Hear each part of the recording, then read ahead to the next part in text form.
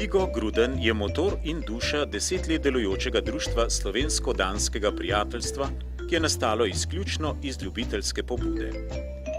Kraljica Margreta II. Ga je za izredne zasluge neplačanega kulturnega atašeja nagradila z visokim državnim priznanjem. He is almost part of the embassy, although of course we cannot pay him anything. On je, glede na to, da je upokojen, zelo aktiven. Deluje ne samo za sebe, ampak deluje tudi za vse ostale. On omogoča ljudem nasploh, da spoznavajo Dansko, omogoča mladim dijakom, da jo spoznavajo.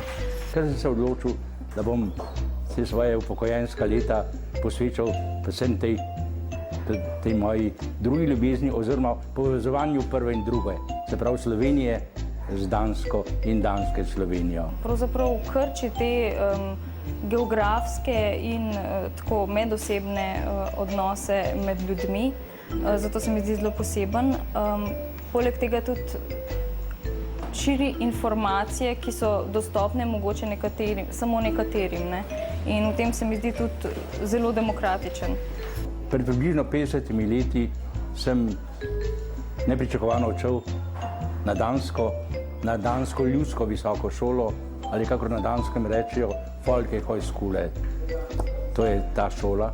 No in ko sem leta 1995 končal svoje novinarsko profesionalno delo, je bila moja zadnja oddaja Danska. To ni bil slučaj, ampak izraz te navezanosti na to deželo. He's bringing together the peoples of our two countries, the Danes and the Slovenes, who really do not know much about each other.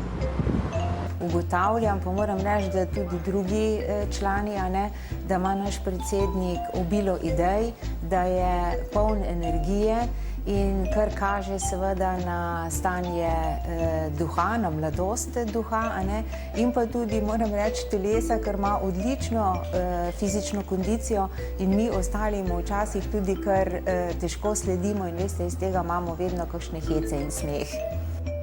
To naše skupno odhajanje na Dansko uspešno izkoriščamo za simpatično promocijo Slovenije v danskih mestih, kjer Slovenija še vedno ni dovolj prepoznavna.